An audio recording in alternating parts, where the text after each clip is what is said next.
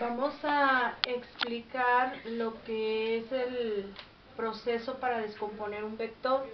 Vamos a suponer nosotros que tenemos un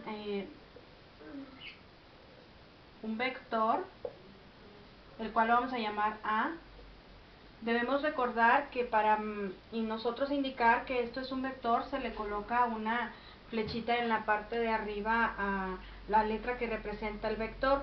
En este caso, vamos a descomponer este vector en sus componentes rectangulares.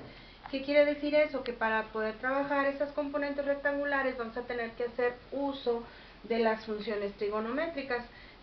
¿Cómo quedaría la descomposición de este vector? En este caso vamos a trazar líneas punteadas tratando de marcar lo que es un triángulo rectángulo, recordando que en un plano cartesiano este para mí va a ser el eje de las Y y este para mí sería el eje de las X. Ahora bien, si yo tengo aquí el eje de las Y, quiere decir que de aquí a acá, esta línea punteada que yo tracé va a ser paralela a esta que está de este lado. Yo voy a trazar también una línea punteada aquí para cerrar este rectángulo, queriendo decir también que la magnitud que tenga yo de esta parte del punto de origen a lo que es este vector va a ser la misma magnitud que tenga de aquí a acá. Y voy a tener yo un ángulo para trabajar. Al estar hablando del uso de funciones trigonométricas, hay que recordar que necesitamos un ángulo para trabajar.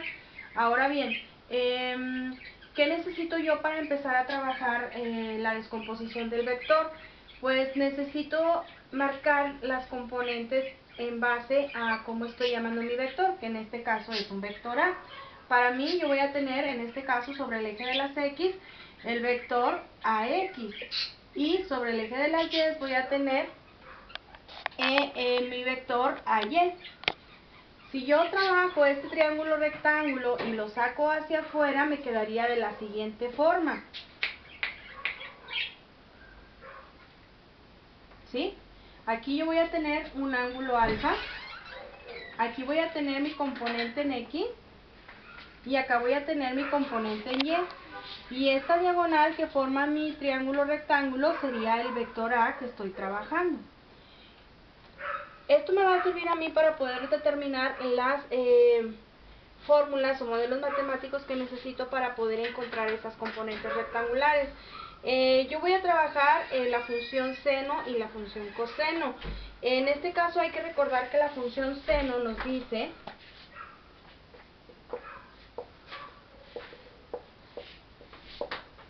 que la función seno de un ángulo, en este caso que es alfa, me dice que es el cateto opuesto sobre la hipotenusa.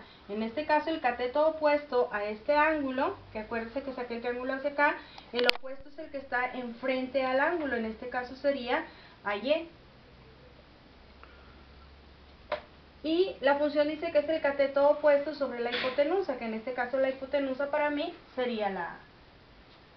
Trabajando la función coseno, coseno del ángulo, esta función me dice que es el cateto adyacente, que en este caso es el lado que está pegadito al ángulo, por eso se llama adyacente, y en este caso sería AX, sobre la hipotenusa, que en este caso la hipotenusa sería A.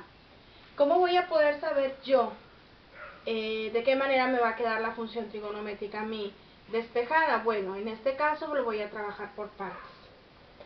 Si yo quiero saber cuál es la fórmula para buscar la componente rectangular en Y, lo único que hago es pasar la A que está dividiendo hacia el otro lado de la igualdad, que en este caso quedaría junto a lo que es la función seno.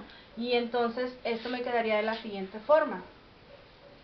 A por el seno del ángulo va a ser igual, creo que aquí voy a tratar de escribirlo mejor acá abajo. ¿Por qué? Porque no me cabe. ¿Sí?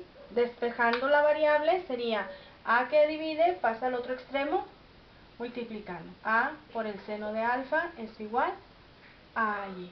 Y entonces este modelito matemático es el que yo voy a utilizar para encontrar la componente en Y. ¿De qué vector? Del vector A.